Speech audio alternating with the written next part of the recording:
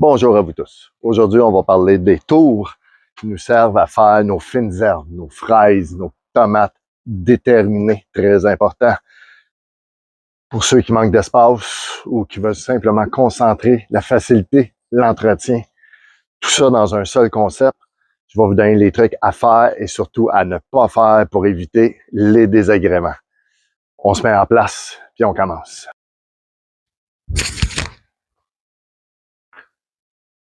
Nous continuons sur les tours à jardin. Plusieurs vont prendre des madriers 4x4 qu'on appelle au Québec. Malheureusement, ça a du bon, ça a du mauvais. 4x4, ça tord très facilement, se déforme facilement, mais surtout, on ne peut pas mettre des gros pots chaudière après. Moi, j'aime mieux le fameux 6x6. Comme qu'on voit, il est beaucoup plus gros. Et l'avantage, c'est que on a plus d'espace pour venir vraiment visser notre chaudière.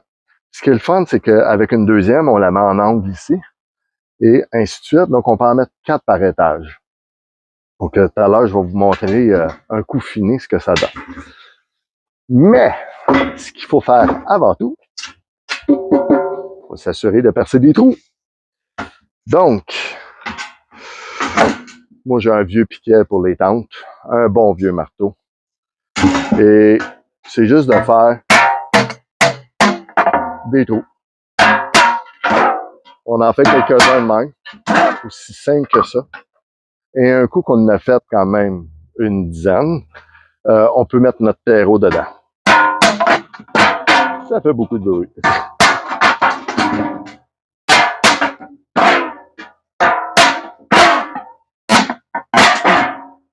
Beaucoup vous diront c'est mieux des chaudières en plastique. Ah oui! Assurez-vous qu'il y a un grade alimentaire vraiment important. S'il n'y a pas de grade alimentaire, on ne le prend pas. Vous pouvez le faire à la drill, c'est à votre choix. Il n'y a aucun problème. Ensuite, dans une de mes vidéos, je vous ai montré comment faire mon fameux mix terreau. Donc, on va l'utiliser. Pour ceux qui n'auraient pas écouté la vidéo, dans le fond, c'est simple. 3 parts de noix de coco, la fibre de noix de coco. 3 parts de compost, 1 part de vermiculite, 1 part de perlite et un peu de fumier de poule dedans. Vous le remplissez comme ça. Puis là, faites pas l'erreur que la grande majorité du monde font de trop les remplir. Pourquoi? Je vous explique. Si vous le mettez, on voit les petites lignes ici, si vous le mettez jusque-là, à la première pluie, ça déborde.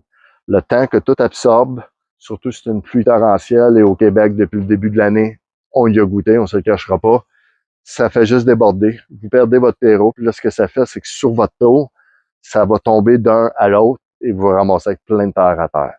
Perte inutile. Dépassez pas, comme si j'ai 4 lignes, là, dépassez pas la deuxième. Ça sert à rien, ça vaut pas la peine.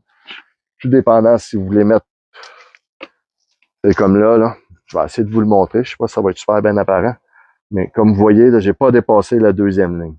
Ça fait un très bon rebord, puis quand vous allez mettre votre plante, ça va être parfait.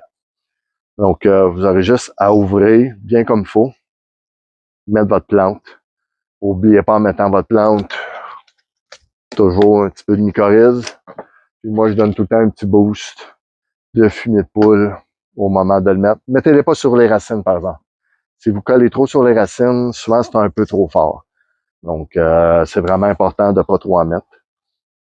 Mycorhize peut être quand même assez généreux. Il y a plusieurs écoles de pensée là-dessus. Moi, je peux vous dire que si vous en mettez juste un peu, je vais vous donner un exemple. Écoutez, quand vous faites votre trou, si vous mettez juste ça, c'est comme si vous n'auriez rien mis. Donc, ayez pas peur d'en prendre une bonne poignée comme ça. Là. Comme ça, vous êtes sûr que le travail va se faire. Et surtout, si vous en mettez pas assez, le temps qu'il se développe, ça peut être long. Donc, si vous en mettez plus, il part plus vite. Donc, je m'en viens vous montrer la tour. Vous allez voir les étapes. Ça, c'est une de mes 3 tours que j'ai. Comme vous voyez, il y a plusieurs choses. Ici, malheureusement, la plante, ça arrive avec les chaleurs. Des fois qu'on perd un plant. Ça en est un parfait exemple. Donc, j'ai des fraises, comme on voit, sont vraiment belles. J'ai du réfort. Le réfort, mettez pas ça au jardin. Chaudière toujours. Vous allez voir, vous pouvez perdre le contrôle assez rapidement. J'ai de la livèche. Ceux qui se demandent quoi faire avec de la livèche, à l'intérieur, c'est vide.